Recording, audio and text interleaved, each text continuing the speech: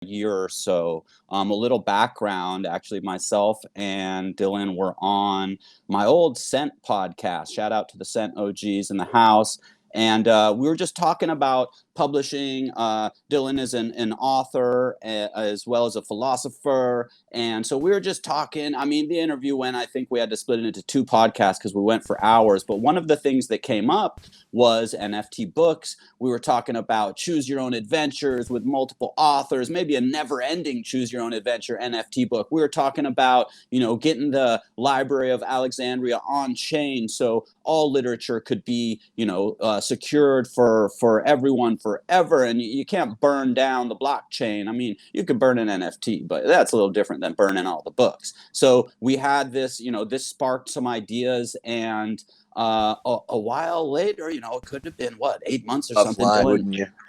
Yeah, Dylan hits me up and he's like, "Yo, so we're firing up." And at that time, it was Libernet, and that that started a lot of talk, putting together teams around trying to focus on the issues facing publishing and the kind of old paradigm and the standard space. And so that actually became this large goal project, and that spun up WIP Publishing, which also spun out PageDAO. So we've been kind of tackling these issues and trying to find solutions for the new Web3 world, where we can have a lot more creative and financial freedom. The collaborations are just, ripe for the picking, and so many amazing relationships being developed throughout this incredible community. You want to maybe talk about some of the issues that that are faced in publishing, whether you're self-publishing or making publishing through Amazon or of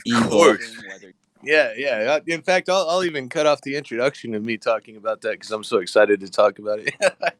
Okay, y'all. Let me just kind of kick it to you straight. The publishing industry sucks. I started off my publishing career as a poet, and poets are the worst paid artists in the world. You just don't make any money if you write poetry for the most part.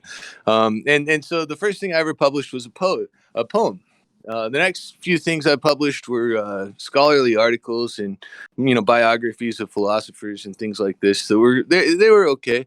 But the thing was that no matter how good it was and no matter how much work I put into it, I wasn't going to make any money from it. So I decided to write a book, and I wrote a book called Formal Dialectics. It took 4 years. It was published in 2018, and I still haven't been paid for it. In their defense, I haven't sold many copies, but in my defense, international law just makes it damn near impossible to get an overseas publisher to pay for copies sold if they don't feel like it. So you're just kind of screwed as the author. And a smart contract would just eliminate that problem. So further on down the line, the book I'm going to read from today is actually another book that I released in 2018, actually before Formal Dialectics was officially published. And I self-published this, and it's a collection of short stories that I wrote as like a 20-something dude in the United States that had like a bunch of weird questions about life and what to do and all that good stuff. And I self-published this book to Amazon just to get a feel for the publishing industry and what I was getting myself into and how to promote when my big book came out, because I didn't want it to be a flop. But, nonetheless, there are basically tons and tons of examples of great books that are out there today that nobody's really reading and that don't really make any money because curation in the current publishing industry is broken. And the reason that curation is broken is not only that it's difficult to work with publishers that are overseas because it just makes it hard to ever get your representation in, but also if somebody wants to say translate your book, this is a thing that happened to me too. They can ping you and they can ask you to translate it, and you can come up with an agreement with them, and it's pretty much completely unenforceable under the law. So I believe someone has translated the book that I'm going to be reading from today into Arabic. And that was the last that I heard about it. I mean, and I'm totally fine with that. I'm not really writing any of this stuff to make money. But that's the problem that WIP Publishing comes into existence to sort of solve. Like there are all these different issues with the publishing industry, research authors that have to go, a particular direction in their research to secure funding when maybe a different direction is better, but just isn't as profitable. There's examples of this, like that new drug for COVID. There's a natural drug for COVID called N-acetylcysteine that works about the same and, prevents hospitalizations and stuff. But because it can't be patented and copyrighted, the current economy disincentivizes manufacturers from making it available to the public. It's not lucrative enough. So there are all kinds of these problems that show up in our current economy. I want to, really drive home the point that it's not just about the publishing industry. But I think if we start to show the world how to fix some of these incentive structures, using blockchain technology and the publishing industry to start, we can actually start to make some headway against, major like collective decision-making problems like climate change and so on and so forth. Just as kind of like an added byproduct of the more effective, more efficient, more streamlined communication structures that are possible in a trustless blockchain environment. Boom. Some great points made there by Dylan. And, it definitely affects a huge, wide area, this new Web3 technology. And so literature is just a part of that. At WIP Publishing, we're wider than just, books per se. So comic books, photography, coffee table books, magazines, short stories, poetry, audiobooks. DGen NFT projects. DGen NFT projects, PFP, like fan fiction and lore. There's so many aspects here. And with NFTs as a new media package, you can offer much more utility and experiences and connections between the writers and the authors and the musicians, and because so much can go into these. And then maybe you could have unlockable access to, it could be a real world book signing, it could be a metaverse book signing or workshop. So there's so much that this opens up from just a standard,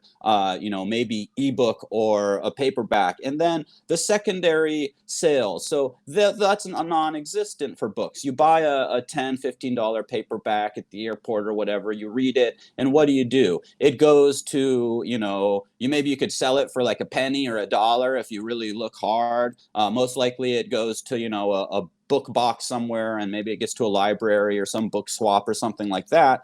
But with NFTs, you could basically keep the value. Maybe if that's a limited release edition NFT book, it's going to go up in value. At least you'd be able to trade it, swap it, sell it. You could send it to a friend. We will have physical books being able to be published from these NFTs as well. We'll be working on some very cool pools where maybe you have a library card, or if you have an NFT book, you could swap that for a token or stake it or trade it out for another book in a pool. So there's a lot going on here. We also have the page token, which was distributed to about 10 partner communities, 50,000 page, no strings attached. And that was to kind of help push forward bounties and grants for people to get creative, in this new area.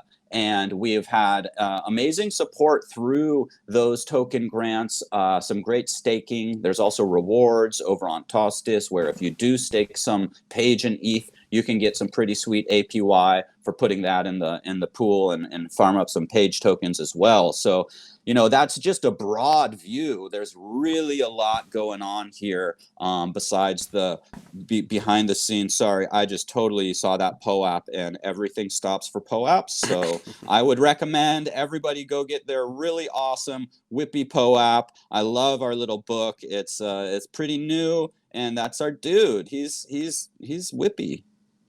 Yes, it is. Man, I am very proud of Whippy. Our big financial partner, Cameron from Santa, he saw the Whippy and he was like, "Whippy looks kind of high." So me and Phil and Rob were talking, and and Robbie just was like, "Wait, is this a problem?" And I was like, "You know what? I guess maybe it doesn't have to be." Hey, so yeah, we're just keeping it. Like, yeah, we know it looks kind of high. We love that about it. Yeah, he's really diving deep into some like metaphysical poetry, and burned one down. and rightly so. I mean, shit, it's legal in a lot of states. I'm here in True. Texas, so I'm still kind of like Ooh. operating under the prohibition or whatever. Jeez. But we have many writers lined up, and not just a ton of time. Have we Whoopee. got CD in the house? CD. Let me make sure that he is not muted. Yeah, if you can unmute CD, hop on the mic, and if not, tag at EZincrypto here in the chat or let us know, and we can get some of the crew to get you the permissions, if needed, for speaking. I'm not sure if we're ready for Jimmy to have audio permissions. I'm just kidding, Jimmy. We need that. We need that voice in the mix. Yeah, let's see if we can. I went ahead and muted and then unmuted him. Let's, Jimmy. You offered to do a reading of something that's in progress, right? I Hey think guys, that was kind of cool. Dylan. Sorry, I Awesome. it took me a second, but here it is. This is CD Vagabond right here. The man himself. CD is something of a legend, everyone.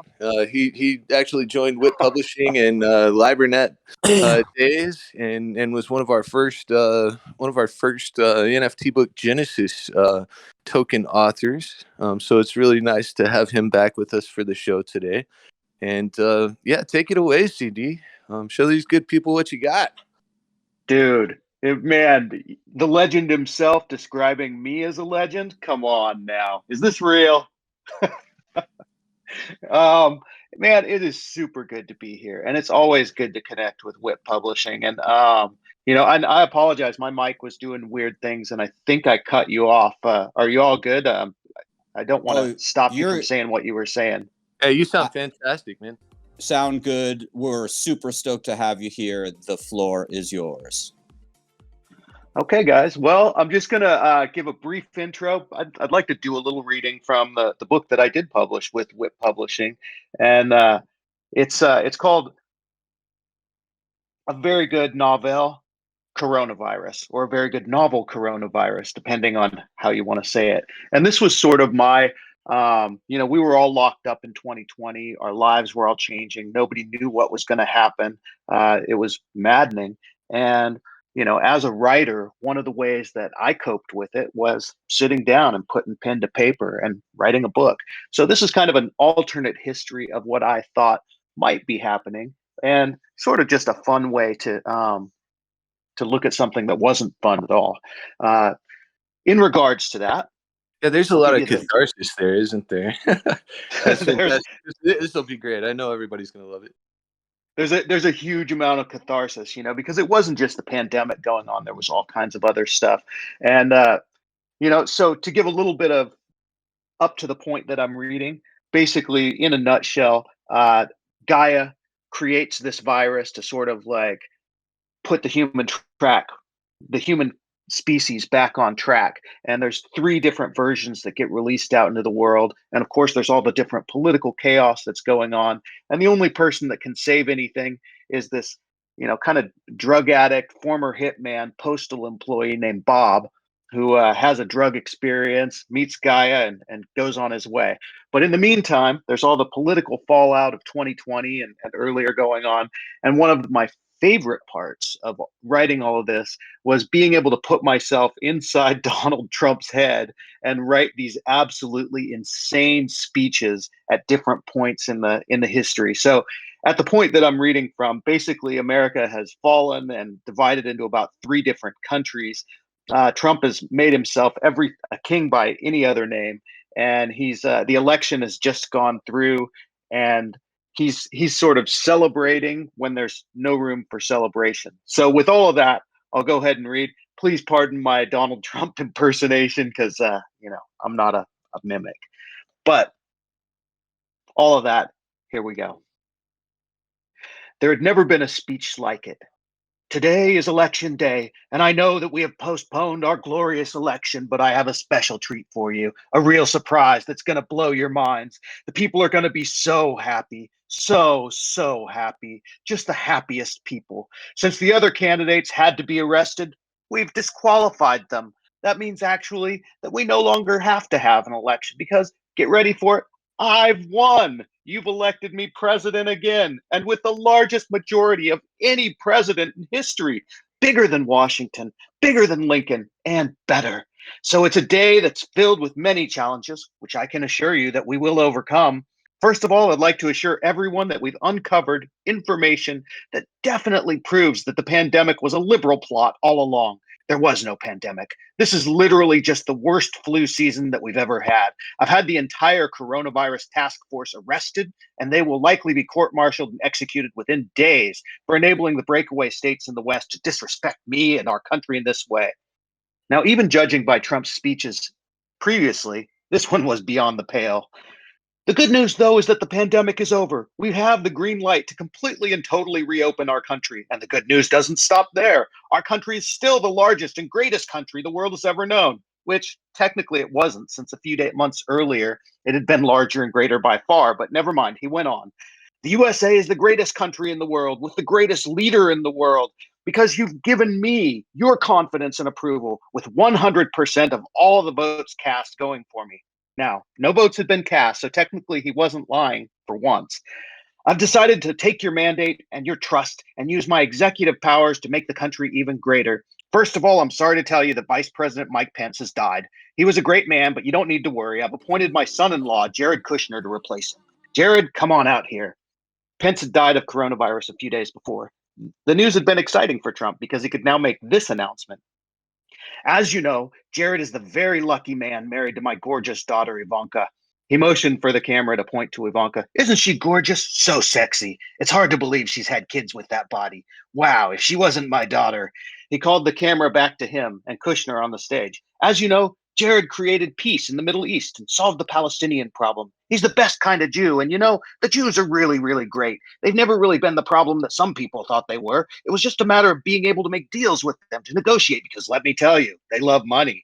They love money more than anyone, except maybe for me. But for the Jews, you know, they're really shrewd, great negotiators, but not as good as Jared. And as you know, I've always felt bad about Ivanka taking Jared's family's last name. Okay, well, not really, because why would she give up such a great name as Trump? But I did feel bad about Jared not being part of the real Trump family. To me, he's always been a Trump. So I want to use my executive powers to formally rename him and introduce him right here in front of all of you, ladies and gentlemen, your new vice president, Mr. Jared Kushner Trump. Now, there were all kinds of constitutional problems going on with this circus, but Trump didn't care. This was his moment, so he went on. Also, since DC is such a hellhole, especially now, I've decided to use my second executive order of this new term to name Mar-a-Lago as the new capital of the United States. Trust me, it's much nicer than DC ever was. We only let the best people in this place, really and truly exclusive. Now, Bob looked around, and there were a dozen old white people in the clubhouse with him, and they were all dressed in golf attire. They all had cocktails in their hands, despite it being 10 a.m., and he noticed that there were now Secret Service agents at the door, checking everyone who came in to make sure they had proper IDs. So, you guys, I want to pause there and just, this is a moment in time that I was writing from, and I just want to explain that at that moment in time, this seemed like it wasn't an impossible scenario. Uh-oh.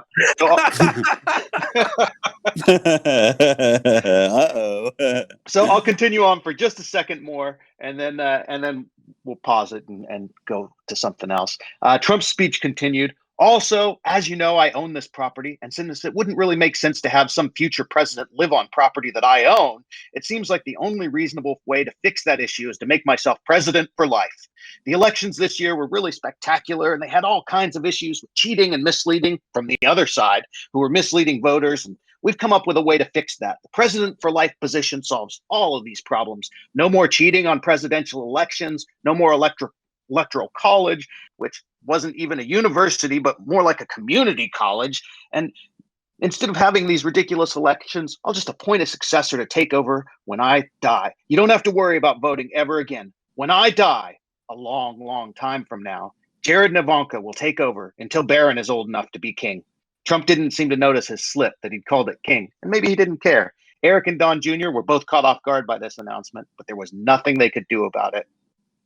So now, my fellow Americans and Trump supporters, our country is greater than ever. We've won. I bet you never thought you could win so much before Donald Trump came around. I once told you that we'd win so much you'd get tired of winning, but guess what? We're just going to keep on winning, so get used to it. God bless America, God bless me, and God bless my family. Trump walked off the God stage. damn.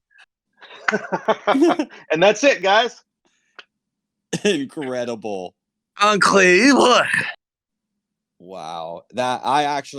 I loved your impersonation there, especially you hit it really great with the sexy daughter stuff. Yeah, that was, I mean, that's one of the creepiest things in modern history. Is oh my Lord, yes. yeah, that was a deeply disturbing time in my life. Yeah, I apologize for bringing all that up for you guys again, but those speeches they were one of my favorite things to write, and like you said, they were cathartic, and they truly helped get through that time. And thank great God none of writing it was true. is cathartic, and it can also be a bit triggering at some point. Right. I'm saying that with a laugh, but yeah, I mean, you got me a little bit. I've read the book, by the way. I enjoyed it quite a bit. I like the cover you did for it too. Again, folks, this is one of our OG NFT books, and I mean, just absolutely disturbing, absolutely well written, absolutely lovely, wonderful content for y'all. And it's absolutely free to read. So you can go scope out the WIP Publishing Genesis series NFT books on OpenSea, and you should be able to just click that pop out link and get to an IPFS page where the work is hosted. And Hey, if guys, you like it so much that you'd like to own it, then yeah, pick up the NFT too. Yeah. can I throw out a little plug for what I've been working on lately? I'm not going to Yes. do a reading from it. Yeah, that's okay. Absolutely. All right. So, like everyone probably here, for the past 6 or 8 months, I've been deeply immersed in NFT land, and I bought a avatar that was a hero from Uranus. And I've always had this fascination with the planet Uranus, and through my life, I've like imagined stories and like funny ways to play with that. So the book that I'm currently writing is called "Slide Out of Uranus: The History of a Lovable Asshole." And and so Oh Slide my Out God, is is that really that's amazing. What a Wow. title. Love it. and it's filled with a lot of potty humor, but Slide Out is this Ethereum priest who's kind of gone rogue, and the Uranian monarchy are after him, and his rally cry is "Rise up, Uranus," and the crowds all answer with "Up Uranus." Up Up Uranus. Up Uranus. Oh, it's fantastic, CD. Thank you. God damn. And Thank you, are you going to guys. be publishing this with WIP Publishing? Or are you going to be doing something different? Or are you taking an NFT? You didn't get a contract for this, did you? Because it sounds like you certainly should. I did not get a contract for this, but what I've been doing so far is I've been doing, I'm also an artist, so I've been creating covers for each chapter and publishing each chapter in a limited edition of 10 on OpenSea with a unique cover. And what I would love to do is actually publish the entire thing. I think it's going to be a novella to start, so it'll be like 11 or 12 chapters. But I would love to publish that with WIP Publishing if that's something you guys would be interested in. It Dylan. is 100%. Awesome. Well, I didn't expect that to happen today, but here we are. Look at that. Up It's a good place to be. Straight I love from MVMF, right up Uranus. Oh man. Well, let's see. We've got another writer lined up. Jim Hapex, did you ever manage to get speaking privileges? He should. I did give him an MVMF speaker role, so Jim should be good to go. Might have to hop in and hop back, as that sometimes helps get you connected.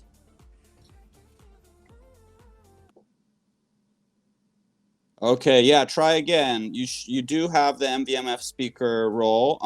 Let's see. We did have a couple other speakers lined up if we want to skip to the next and circle back to Jim. Yeah, that's possible as well. I believe Kane Mayfield has not joined us yet. So the next one is actually me. I've got a short story that I'm going to read for you guys from my first book, Further From Home. And Awesome. yeah, it's called Endgame. So let's just do an audio check before I start, because this will probably take 6 or 7 minutes. Do I sound okay? Sound pretty good to me. Awesome. All right, everybody. So this is chapter 5 in this book. It's Further From Home. Currently, you can get it on, I think, Amazon, only in print. I had to take off the ebook license for Amazon, so there wouldn't be a conflict when I launch it as an NFT book here. I don't know how long it'll be. Anyway, so this is your author, Thomas Dylan Daniel, reading Endgame from Further From Home. When Eddie got home for the summer, we hadn't seen him since Christmas. We lived in Houston, and he had gone to school at UT in Austin. I was in the living room watching the U.S. Open golf tournament on TV. Janet was in the kitchen, fixing herself another cup of coffee. It was Sunday, and Johnson was in the lead very late. I heard the car horn chirp as he pressed the button to lock the doors, and a few seconds later, the front door swung open. "I'm home," said Eddie, beaming a smile. He was wearing his gym shorts and a t-shirt, in addition to the flip-flops and out-of-season beanie. His suitcase sat on its side in the entry hall. "Come here, you," I said, crossing the room with my arm extended for the traditional hug. Janet burst into the room to hug her son as well. We ate dinner that night, and Eddie told us a little bit about the semester he'd had. I thought almost nothing of it, but when she heard he'd been in an aesthetics class, Janet offered to take him to the museum the next day. I had no choice but to tag along. "Well, Mom," Eddie was saying, "kitsch isn't really art. It's different. Kitsch is basically pop art that becomes over-commercialized," he droned. I quit listening for a minute. "But Eddie," his mother broke in, "how can something that's not art be beautiful?" She paused. "Doesn't selling a work turn it into a commodity, regardless of its status as kitsch or not?" Eddie was not to be dissuaded. Art is greater than the sum of its parts. It's communicative.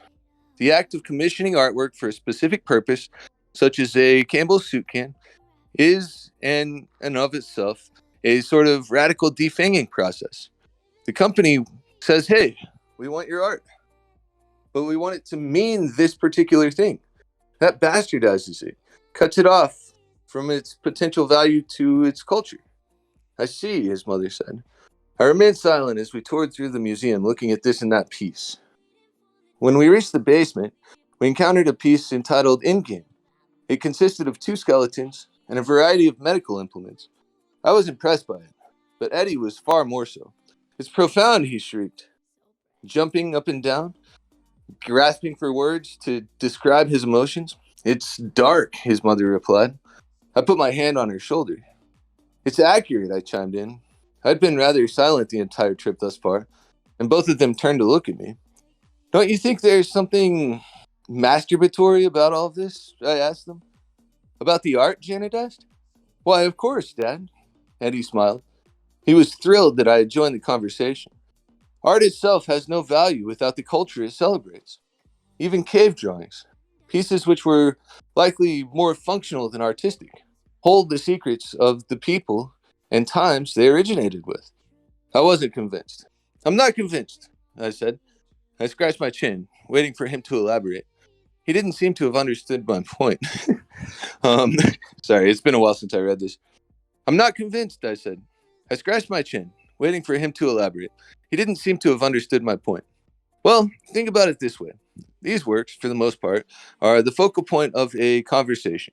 This conversation is generally grounded in symbolism or aesthetics, both of which are peculiar to this or that group, place, and time. Essentially, humanity as a whole produces it all and preserves what it deems worthy. This choice is the same as the choice between pornographic magazines. The sole purpose is to celebrate a particular aspect of an otherwise arbitrary artifact." He paused for breath, his eyes burning.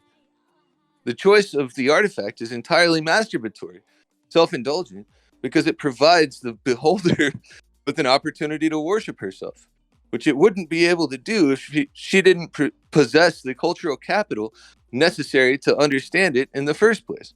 At this, I nodded, which Out of all humanity, almost no one ever does or will. Eddie's eyes shone with triumph. Janet sighed, irritated with her son's support of my critical attitude. So, he continued, having observed our reactions, the very act of appreciating art is simultaneously the appreciation of one's own ability to appreciate said art. He barked a short laugh. Ha! Just as masturbation is the celebration of the fact that one has genitals and sexual desire. I chuckle a bit. $90,000 worth of education had turned my son into an entertainer. That much was certain. Well, Eddie, what is it that makes art worth appreciating then? I shouldn't have, according to the glance Janet shot me, but it was already too late to take it back. What is it that makes masturbation worthwhile? Eddie shouted. It feels good. You look at an exhibit like this, it communicates with you, it resonates with you, and you manage to inherit what the idea the artist wanted to share with you. An idea. He slowed down. The idea is what makes art beautiful. But the sexual drive one has to interact with it is what makes it masturbatory. Janet scoffed slightly. Let's go to another exhibit, I suggested. Perhaps we'll come to something relevant. We slowly wandered into another section of the museum, Eddie leading the way. Before long, we had reached an exhibit about abstract impressionism. Ah, Eddie breathed. A Jackson Pollock. The tremendous canvas was covered in blotches of this and that color. Pollock's genius was lost on me, but Janet certainly seemed to enjoy it. Do you all want to hear a story about Jackson Pollock? Eddie inquired. Oh yes, Janet said with a smile. Isn't his work wonderful? I had to put a hand over my mouth to keep from laughing out loud. I've never been a fan of abstract impressionism. Speculating about the emotion behind the man's choice to throw this or that color in this or that place was simply not my forte. Well, Eddie began, rumor has it that in the late 1930s, J. Edgar Hoover's FBI was beginning to investigate a handful of the major artists. The tactics they used were ineffective, though, and they had a breakthrough. Jackson Pollock was a lesser-known artist whose apolitical fixation upon Impressionism was generally not terribly popular until the FBI began funneling monies into art shows designed to bring popularity to his work. He broke off, quizzically looking from me to his mother. Well, Eddie, that sounds very interesting, his mother said, deliberately trailing off. She probably wanted out of the conversation. I couldn't have that, though. So you're blaming the rise of abstract impressionism on J. Edgar Hoover? I had to know. And folks, I'll go ahead and cut it short there. I've realized that I've picked a story that's a little bit too long. I'm only about, maybe halfway or a third of the way through it. So thank you so much for listening. That was a selection of about the first half of the short story Endgame from my book, Further From Home, which is going to be launching on WIP Publishing as an NFT book in the near future. So thank you all. What a great little teaser there, at least. Love it. Just super fun. Both the readings we've had today have been very, I've been cracking up all along the way. So I love that. The entertainment here is witty, it's fun. And so there's just a very broad spectrum, obviously, of literature from, scientific white papers that could be put onto the blockchain to be time-stamped and have that, kind of proof of authenticity and these things that can be valuable there. Think about, let's say if your college books were on the blockchain and you could purchase an NFT instead of buying your book at, $400, and at the end of the semester you get like $20 back for it. So there's so many broad reaching aspects of literature on the blockchain, and these are just a few little windows into, what has been published now, what's being written, what's in the works. We are work in progress publishing. So that was awesome, Dylan. Thank you so much for reading and sharing with us. Hey, you are so welcome. Everybody knows that I like to read. Our next guest is actually a spectacular reader as well, who I believe is considering working on audiobooks for others. And I'm not sure if he's ready to jump into that business yet. I am. We finally got it to work. He's ready. I'm not sure what happened. I think I'm the chief admin of Metaverse for a second, but we got it working in the end. it's wonderful to be here. I wasn't sure if I could make it to this thing because of the logistical stuff, but I loved and I think when Easy said broad spectrum, I mean there is a real. I mean I was kind of concerned about going after CD because his one was so funny, and I've decided to read a poem of mine, and it's always very sincere. It's kind of funny, but I was a little bit what I find really nice about CD and Dylan, and in terms of the spectrum, is how CD's one was very entertaining, but intellectually, but very, very kind of entertaining and goofy, and Dylan's was very kind of evocative, but also very funny. And I really think there is so much in the WIP sphere that from very, very surreal short stories to books on managing personal relationships to eroticas to philosophical eroticas, if I were to call Endgame something like that. But there is just a ton of variety, man. Yeah. Viva variety, and there's only going to be more coming up. We're working on a book with the Pizza DAO as well, everybody. So we got the Rare Pizzas launch coming tomorrow. Just hearing Jim talk makes me think of the Pizza DAO. Nice. He once did a 24-hour live stream during the Pizza DAO. Oh, good lord! Bitcoin Pizza Day. Wasn't it Bitcoin 24 Pizza hours? Day. It was quite a long time. I was a little. Yeah, I think alcohol helped me along the way, but it was. I was like, "Are we doing it the whole day?" I haven't got the energy, I haven't got the ability to share the video, but it's like, and I was like, I started at like 6 p.m. my time, and then finished at like 5 a.m. my time. Oh man, absolutely hammered. But yeah, I mean, and that was a wonderful thing to broadcast. I mean, and the people. Tell us about your new story, man. What are you working on? What's the new project? I can't wait to hear. I even haven't heard anybody, people. So I'm learning this along with you, audience. Absolutely. I mean, first of all, I'd like to say what was interesting about CD's stuff was about events and how they shake up our lives, and Dylan's seems to be very much like how we can respond to it. And I've noticed there's I feel a lot of trauma in sort of culture at the moment. There's a kind of real kind of peak to it all. And there's also sort of and I've noticed a big part of what's going on right now is identity. And I've written a philosophical book called The Ecstasy of Nothing. That's on WIP Publishing, of course. And I've been writing another book called Cease and Exist, which is more like philosophical aphorisms. But as I've been writing this book, Cease and Exist, this year, I've slowly sort of been becoming more poetic. And in doing so, I've kind of I'm at a my life where I have to I'm wondering what needs to stay and what needs to be what needs to sort of be let go of, and I think one nice way to sort of maintain writing and not come up with dense philosophical models is poetry. And I've written poetic stuff, but I've never really written poems with intent. So I'm going to read a poem about trauma and identity that I wrote the other day in Ireland. So I'll send it to you now. Now, as it's a very small poem, I'm going to read very slowly and exercise my vocal acting skills to you all. And I hope you enjoy. So it's called Stools. It's probably not quite finished yet, but I think as every writer might say, nothing that gets written is ever really finished. So, okay, so this is Stools. Very much inspired by like Emily Dickinson's way of writing as well. So, I know naught but the snow. Joined the game of foot pace we trudge about, walking along barriers set with ruly intent. We've known naught but this snow now, nor of our friends, our hearts, nor of all of our lives. Fitting for all us a great tattered coat for permanent wear, to fully conceal foolishness to the air.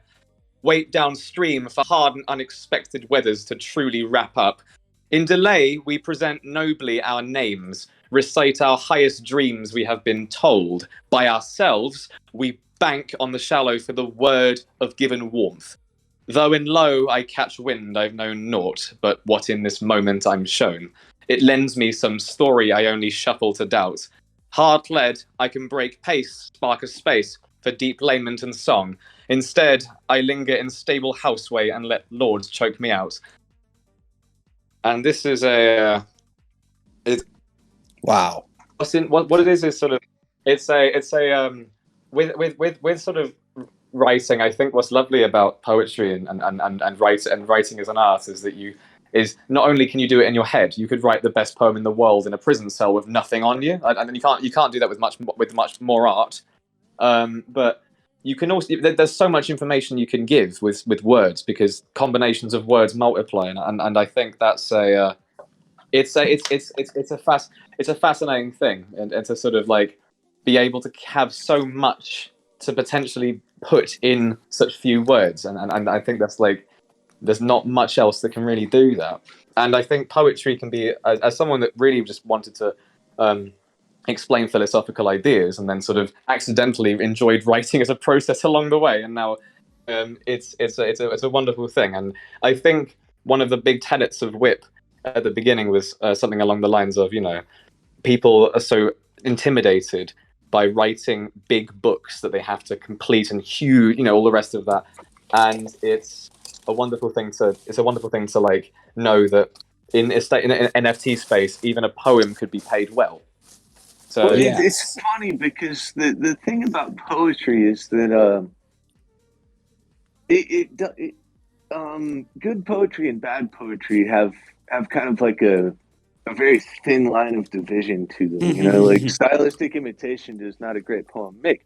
Now, what I would say is that that this makes it harder to quantify the value of a given poem, and I would also suggest that maybe this is kind of tended to, depress the interest. Everything is becoming mass commercialized these days, and I would argue that possibly poetry is one of the most precise linguistic art forms that exists, and for precisely this reason, it's resisted the sort of urge to quantify and sort of mass democratize. And it's so it's not because it's a bad art form, right? That it's not doing well. It should certainly be doing better than it is. Like there should absolutely be NFTs of poems just like this one that do have the soul to them, and that do have the meaning to them. And this should be a viable economic art form. Yes. I mean, if I could go out there and drop $2,000 on pictures of frogs with googly eyes and feel great about it, I mean, I should be able to do that with literature too. I just I can't help it thinking about it. It's coming, and we've had there's the ETH poems, shout out Artchick, I believe, who put that project together and brought different people in and had some of these ETH poems made. It's just incredible how much can now come in and play with the literature in this kind of whippy world. We just heard from Jim, can't wait to have more audio books as well as audio performances of some of the writings that are being made. That'll be so fun to do when we get there. Yes, big call to action for artists, visual artists.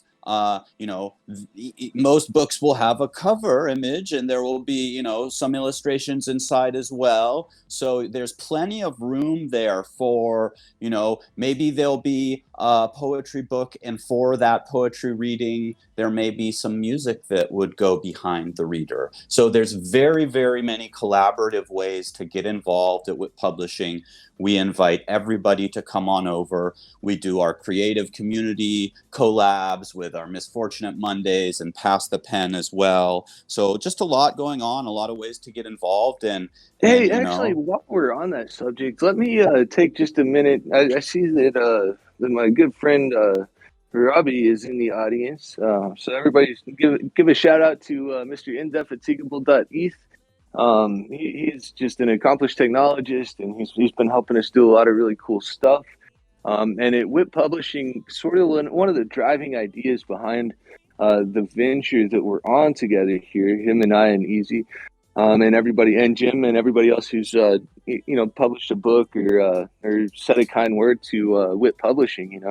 Basically, the situation is this: we have new technology that's becoming available rapidly, and it allows us to do things that we couldn't do before. And there's nice social media now, and I feel like otherwise, like the nice social media wouldn't really be like a thing so much. Like Web3 is definitely to thank for that, and that's really cool. And so what we want to do, what our primary mission is to network with writers and to network with readers and to remain in close touch with a dense and powerful community of different individuals who have different goals and different ideas. And we want to make it possible to be you and write. And one of the things that makes that sort of a vision possible is the dedication and drive of folks like Robbie and Phil and Cam Hijazi, who's one of our biggest supporters financially and otherwise. And the community and everybody who's here today. But Robbie in particular is the type of mind who can pick up these technologies and work with artists and writers to make new things possible. And so let me tell you a short story about this. The other day we basically demoed a piece of technology that Robbie and Phil sort of collaborated to create, which is a bot that lives in the Discord and mints NFTs. And it was initially hooked up to the Misfortune Mondays, model, so you could mint your misfortune, and isn't that cool? But also the thing is, it's really sort of an adaptive and evolving piece of technology.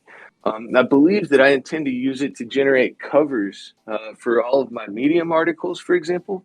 And I believe maybe CD, like you would like to use it to create something at some point. And anyway, if you're in the audience and you're interested in experimenting with this, or in coming over to the WIPP Discord and getting some feedback on some things that you've been writing, or maybe you've thought about writing in the past, or you enjoy it but you never think of anything to write of yourself, that's what our community projects are for. And we have a lot of them going on. We're working on wrapping the Zombieverse book right now to mint tomorrow. And then so I can't say enough how indebted we are to our technical team, and also to EZincrypto for helping to promote, and Jim Hitbacks himself for all of the wonderful things that he's done.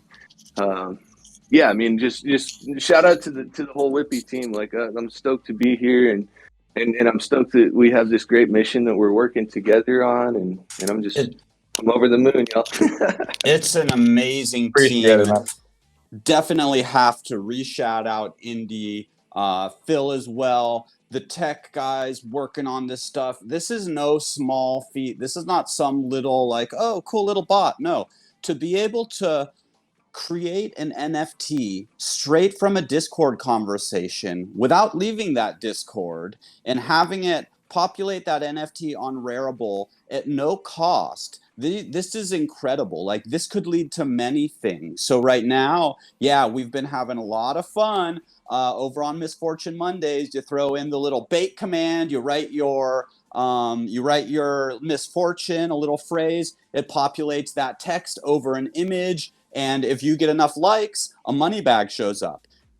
If the creator clicks on that little money bag reaction, that's like signing a signature to mint the NFT. So really wild, really cool stuff. I see it being used in a multitude of ways, including what Dylan was just talking about there.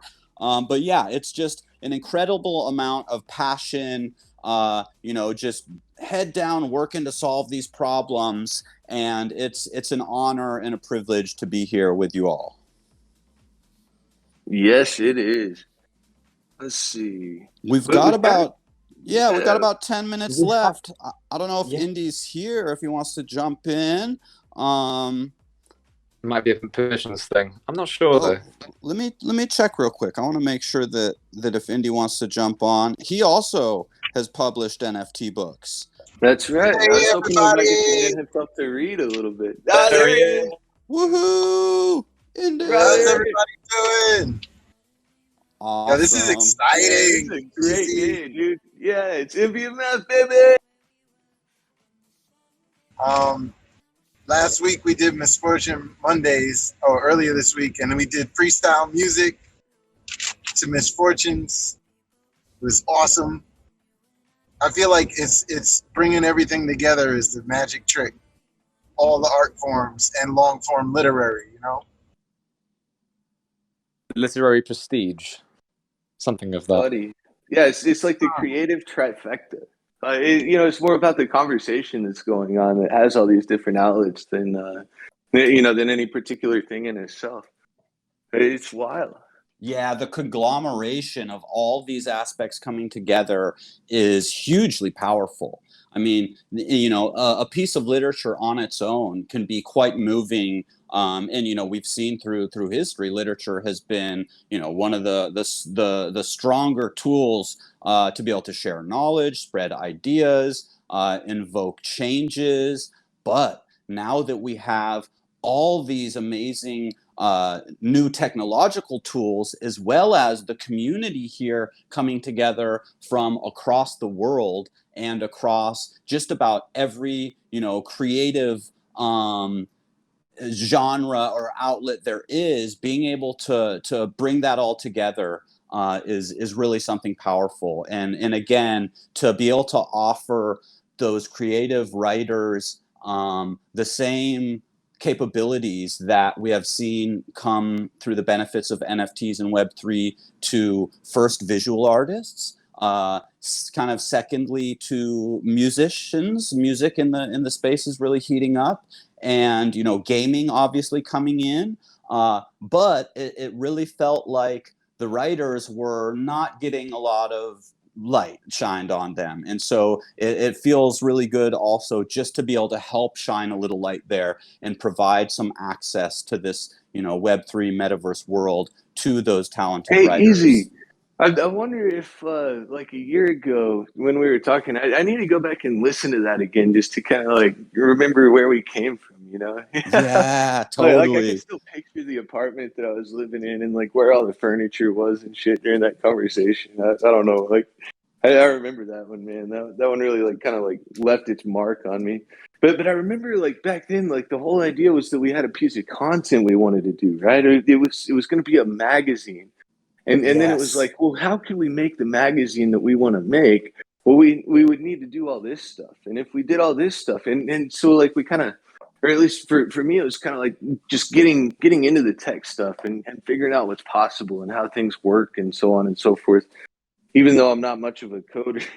Well, you dove pretty deep. I mean, from that call, that interview podcast that we had a little over a year ago, when you hit me back up and were like, we're doing it, I was like, fuck yeah. But there were all these crazy challenges, right? And that's when I know you really dove into the tech. And even myself, not being experienced in the technical side of things, even just being in a lot of those development calls, I picked up so much knowledge, and I am honestly, I'm impressed how much you really dove in, because you definitely dropped some shit that's way over my head in some of those calls, and I'm like, well, okay, I mean, I understand like the general broad strokes, but it's very impressive to see how deep you've been able to get an understanding from reading, exploring, talking with other people that are on that technical end in this space. So just a big shout out for really diving in deep there and grasping that, so we can then you got to kind of understand the tech to be able to deliver the idea that'll use these tools. That's right. Well, the fucked up thing is that the whole thing that was motivating me the entire time was the problem, right? It was I've got these books and they're on Kindle and they're not selling, and like I'm like I went and worked for a crypto writer for a long time and was a cryptocurrency journalist. I feel like you have to put that in scare quotes. But that was fun, and you learn a lot. Just by trying to get to the point where you can compare different technologies to say, okay, I'm going to buy this and I feel like it's a good idea and not sound like a total idiot, So there's it's been a crazy journey. But sure the thing has. is that, just one more shout out to Robbie, man. Like we're making big strides in the direction of something that I feel like is good enough to use. Which will be really interesting, because nothing exists that I would give quite that much credit to yet. I think I think I feel very much. Oh, go on. Oh, I feel very much like a sort of I feel like a bit of a lap has come round. I don't like in terms of what it was like for me coming in, and then what it's like for everyone else. I feel that there has been some sort of circle being complete. I'm not sure why. I'm not sure why I get that feeling, but there's something there. I feel like potentially with the metaverse and everything. I think NFTs have been shown to that it's going to take off, and it's a fascinating thing, and I'm not really sure what to say actually. Besides that, it's very cool. Brace yourselves. Full speed ahead. Terrified and very excited, as I'm sure we all are. And It's go. Yeah, I think you're right. Yeah, the terror is the thing. I mean, no shit. Like the stuff we're trying to do is going to have an impact, and it's going to go with or without us. So it's just a matter of I have a kind of figuring out what everybody's up to and collaborating effectively. I had a little motto that says, "Get into NFTs early or get into them late." I say that to people when they ask about NFTs now. And it's a good point right there to kind of help wrap things up. You are not late. If you're here, you're already early. Jump in. Right now is opportunity to connect with other creatives and really still get on the ground floor of this NFT movement, whether you're, musical, a writer, a dancer, there is opportunity here across the board for creatives and beyond creatives, for technical people. If you have coding skills, you can make bots, like any of this. Jump in now, because in another year from now, it'll be a lot harder to kind of shoulder your way in. I mean, it's moving at a breakneck pace. And one of the things that Dylan had touched on was the approach of looking at the problems and then trying to build solutions, which I think is part of why we do have such a strong footprint in grounding at WIP Publishing and PageDAO, because really the approach was, look at all these problems, let's start finding solutions. And it was just kind of one by one. And then other problems pop up when you're trying to deal with one problem. So then you've got another one to kind of knock down. And that's just been the game for the last year, pretty much. Figuring out issues, trying to solve for them. And now we're at a place where we're really moving forward with some NFT book products and a lot of exciting things coming right down the pipe. Amazing. And if I could have a quick shameless little shill, at some point this festival... Actually, Jim, sorry to cut you off. I got to leave right after this. I got one thing to say. We're going to the WIP Publishing Discord, and what we're going to be doing there is discussing the upcoming Hash Masks book. This is the alpha drop. Either go to the WIP Publishing Discord or go to the Masked DAO stage and Crypto Voxels to observe. And we will see every one of you there. Thank you. Bye. Amazing. And if I can have a little shameless chill, I should be doing some sort of there'll be some music being premiered of mine at some point. I think Lindsay or Easy might know. We will find out at some point. Cool. Thank you so much. Whippy. Weight of this word, I know it's too much. Gravity, I can